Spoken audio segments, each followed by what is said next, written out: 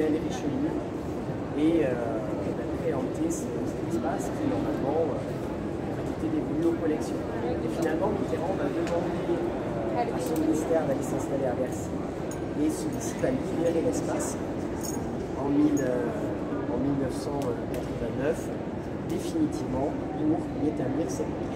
Alors ces cours, elles ont été vidées de leur voiture, parce que c'était des cours de parcours, absolument, les deux, absolument. Et surtout, elles étaient encore à l'air libre. Alors ce que va faire Yomi Pei, l'architecte reconnu pour composer la pyramide également, c'est les couvrir d'une verrière avec une armature qui est d'aluminium qui servira aussi de parsemelle. On n'issifiera aussi chaud sous une verrière, normalement c'est une étuve. S'il fait plutôt bon, c'est bien parce que cette structure très esthétique a aussi une fonction à jouer dans la régulation un petit peu thermique de la cour. Après tout, on ne peut pas laisser des structures anciennes, aussi solides paraissent-elles, les métaux, on ne peut pas les laisser avec des. Alors dans ces deux cours, on a voulu restituer un effet d'espace extérieur, puisqu'on les dévoue à l'exposition de la sculpture du XVIIe, du XVIIIe et du XIXe, qui se trouvait dans les jardins, dans les parcs, dans les châteaux. La plupart détruits par la Révolution française ou la Commune de Paris. Marly a été détruit à la Révolution et Saint-Cloud au moment de la Commune de Paris. Beaucoup de ces œuvres ont été transplantées et protégées ici, dans cette ville. Alors typiquement là, vous allez retrouver un monument public qui se trouvait au centre d'une place, la place des Victoires, en hommage à la paix de Nimègue, signée par les armées de Louis XIV en 1679, et qui mettait fin à la guerre de Hollande, qui durait depuis presque une décennie. Ce n'est pas Louis XIV qui est responsable de ce monument-là, qui n'est pas un monument équestre, puisque l'ensemble était complété d'un piédestal avec une statue en pied de Louis XIV, qui n'était pas montée à cheval, mais qui était à pied.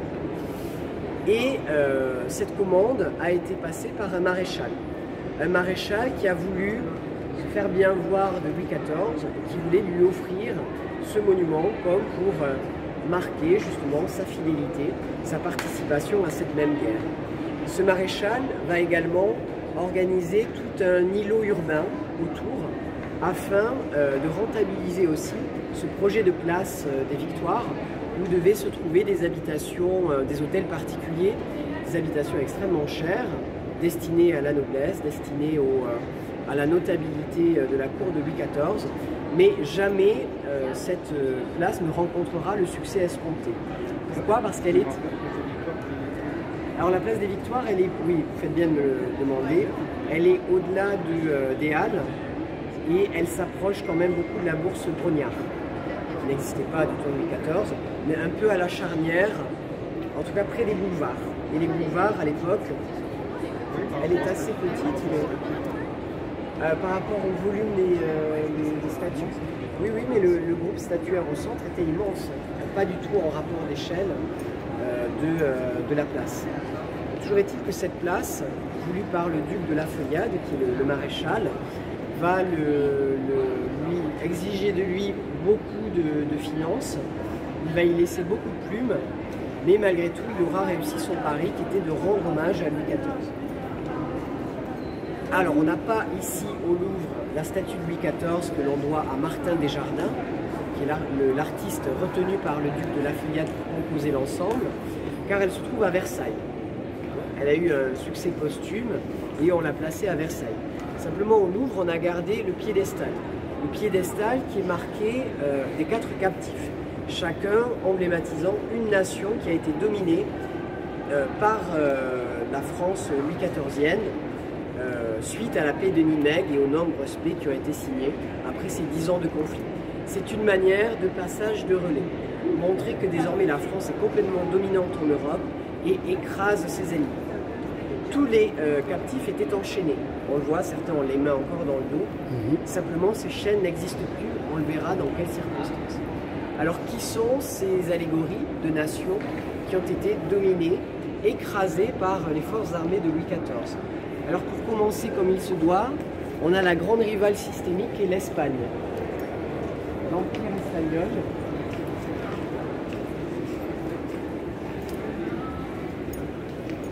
Je vous explique l'histoire ici. Alors l'Espagne est incarnée par ce jeune homme, assez brave. Vous voyez qu'il y a encore suffisamment de bravoure, de fierté pour lever la tête, avec ses cheveux aussi un peu hirsutes, si vous voulez. On joue sur le caractère hidalgo de ce personnage. On sait que c'est l'Espagne, puisqu'on y a un héraldique. Vous voyez un bouclier avec l'agneau de la Toison d'Or, qui est un ordre de chevalerie remis par le roi d'Espagne à ses supplétifs, aux chevaliers qui lui doivent ainsi honneur et fidélité. Donc l'Espagne enchaînée, mais on devine l'Espagne qui a gardé de cette espèce de fierté très hidalgo et qui fait toujours front. À côté de ça, parce que ça se lit dans le sens des aiguilles d'une montre, vous avez l'Empire, le Saint-Empire romain germanique, l'ancêtre de l'Allemagne. Le Saint-Empire romain germanique est de très vieilles institutions, très vieilles créations. Les Habsbourg règnent sur le Saint-Empire romain et avant eux les Hohenzollern. On était là vraiment quasiment au Moyen-Âge, lorsque le Moyen-Âge, cette période s'ouvre. Alors pour matérialiser l'ancienneté aussi de ce très vieil empire, eh bien, on le représente en vieil homme qui ploie littéralement sous le sentiment de défaite, sous la mélancolie, et il est habillé à l'antique pour montrer que ce Saint-Empire romain germanique, qui est un empire catholique, prend quand même ses racines dans le vieil empire romain. Il s'en veut un peu le relais. Vous voyez qu'ils se battent encore avec des flèches et des carquois, comme du temps où évidemment le glaive existait, mais pas les armes à feu. C'est une manière de signifier leur ancienneté. Vous avez aussi l'aigle bicéphale, l'aigle à deux têtes, qui est un emblème de cet empire-là. Vient le troisième angle.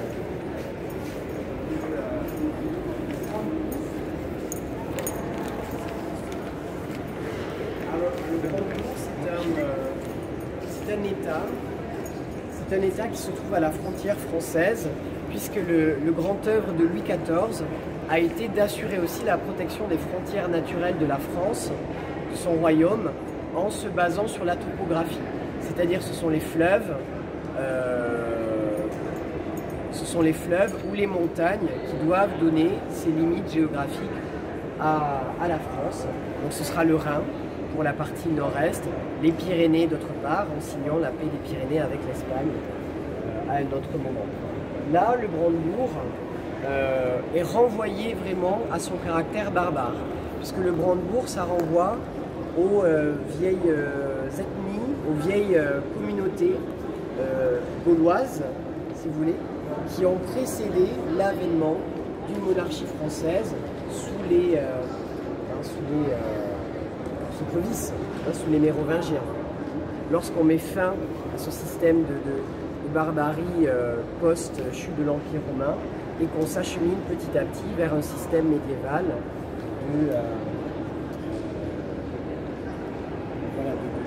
relais de puissance avec un suzerain et un vassal, la suzeraineté moyenâgeuse, médiévale. Alors lui, il est représenté, vous voyez, habillé tel un barbare, c'est-à-dire à moitié vêtu, montrer finalement que comme dans l'Antiquité, eh bien, dans cette espèce d'antiquité que l'on pensait un peu barbare et païenne, on était très peu vêtu. Et il a ce caractère de... Ah non, je le confonds, pardon, excusez-moi, je me suis emmêlé les pinceaux. Lui, c'est pas le Brandebourg. Le Brandebourg, c'est l'autre qui suit, avec son vieux bonnet et cette manière de s'habiller un peu avec des guêtres et pas grand-chose. Lui, c'est la Hollande. La Hollande, jeune nation que l'on vient de ridiculiser, on peut dire, mais une jeune nation qui ne va pas trop pâtir de cette défaite, puisque la Hollande, c'est une nation très libérale. C'est une nation qui a déjà embrassé le grand commerce.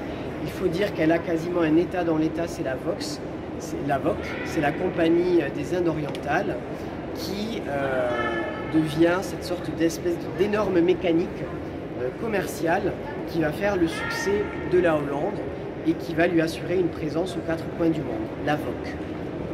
Alors lui, c'est ce jeune homme impétueux, à la barbe assez courte, qui est en train d'essayer de se défaire de ses liens. Autrement dit, il n'a pas dit son dernier mot. Il n'a pas été réduit complètement à néant. Et il porte la torche comme un modèle aussi d'une nouvelle société qui connaîtra son avènement au XIXe siècle avec la Révolution industrielle. Et le dernier, ben voilà, c'est donc le Grand Mur, incarné par cet homme portant une vieille coiffure, s'habillant un peu de chlamyde, un peu à l'ancienne, comme du temps des communautés dites barbares, qui se bat encore avec des armes massives, le glaive, référence tout de même à l'Empire romain, avec le lion, qui porte sur sa patte, qui tient sur sa patte comme ça le monde.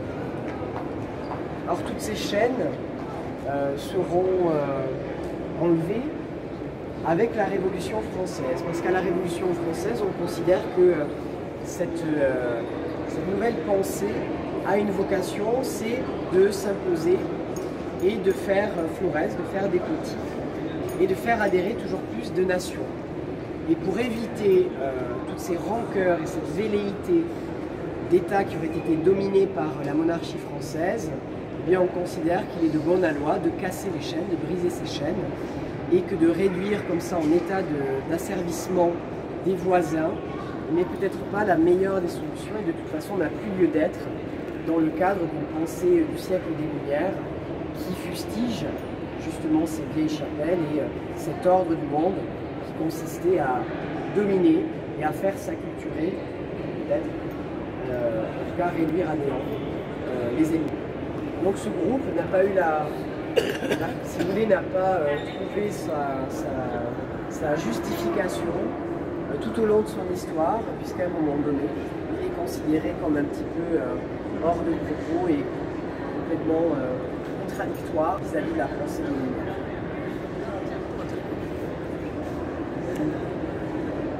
Voilà, il était par la suite sur le piédestal par des bas-reliefs.